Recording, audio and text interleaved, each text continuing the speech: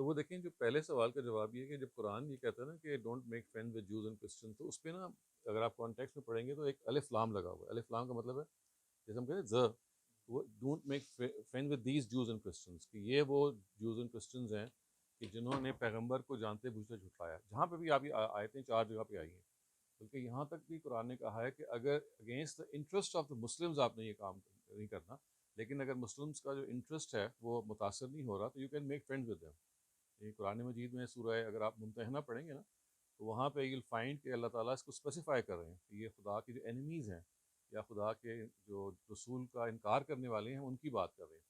تو جو آپ اس میں ہم ترجمہ جب پڑھتے ہیں نا قرآن کا تو اس ترجمے میں لکھا ہوا آتا ہے جی کہ آپ یہود و نصارہ سے دوستی نہ کریں. وہ ترجمے میں اصل میں مسئلہ اگر ترجمہ صحیح کر دیا جائے تو یہ ہے کہ ان یہود اور ان نصارہ سے، یہ جو یہود اور نصارہ ہیں جو آپ کے سامنے کھڑے ہیں جنہوں نے اس پیغمبر کا انکار کیا، جنہوں نے جانتے بوجھتے اس پیغمبر کا وہ انتظار کر رہے تھے. دیکھیں نا، اور رات میں ان کے آنے کی پیشن گوئیاں تھیں، نبی صلی اللہ علیہ وسلم کے آنے کی پیشن گوئیاں تھیں، انجیل میں آنے کی پیشن گوئیاں تھیں. ان میں سے جو اچھے اہل کتاب تھے they were in fact waiting for him، وہ انتظار کر رہے تھے کہ وہ آئیں ہم اور وہ ایمان لے کے بھی آئے. لیکن جنہوں نے پھر آؤٹ آف ایروگنس انہوں نے کہا کہ ہماری اپنی نسل سے کیوں نہیں آئے، کیونکہ قرآن نے ذکر کیا کہ what is the reason that they denied. تو one of the reasons was حسدم ان دی انفسہم، ان کو یہ حسد تھا کہ ہماری اپنی لینیج سے کیوں نہیں آئے، ہماری جو اپنی شاخ ہے بنی اسرائیل کی. تو اس وجہ سے آپ جہاں جہاں دیکھیں گے وہاں پہ آپ کو نظر آئے گا کہ جو دوستی کا تعلق کا معاملہ کیا گیا ہے منقطع کرنے کا، ایسے لوگوں کو سزا دینے کے طور پہ کیا گیا کہ بھئی آپ you were clear about the fact کہ یہ پیغمبر کا آپ انتظار کر رہے تھے اور یہ آپ کی کتابوں میں ان کا ذکر ہے، اب جب یہ آ گیا تو آپ نے ان کا انکار کر دیا.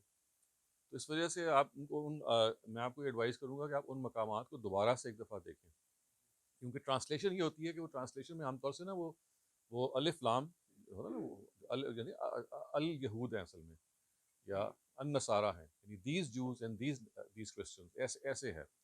تو اگر آپ اس کو کانٹیکس کو دیکھیں گے اور خاص طور سے اگر آپ تدبر قرآن یا بیان سے اس کو نکال کے دیکھیں گے تو انہوں نے اس کو اسپیسیفائی کیا ہے.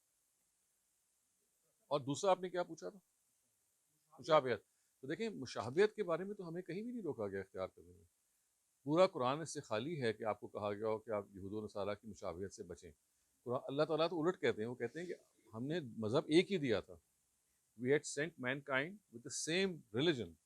تو اگر کوئی بھی چیز ان کے ہاں صحیح ہے تو وہ مشابہت نہیں ہوگی، وہ تو صحیح بات پر ہمارا اکٹھا ہونا ہوگا. تو یہ ہمارے ہاں جو کانسیپٹ ہے نا کہ ہم نے ان کی مشابہت نہیں اختیار کرنی، وہ صرف مذہب کی شرک کے پہلو سے ہے.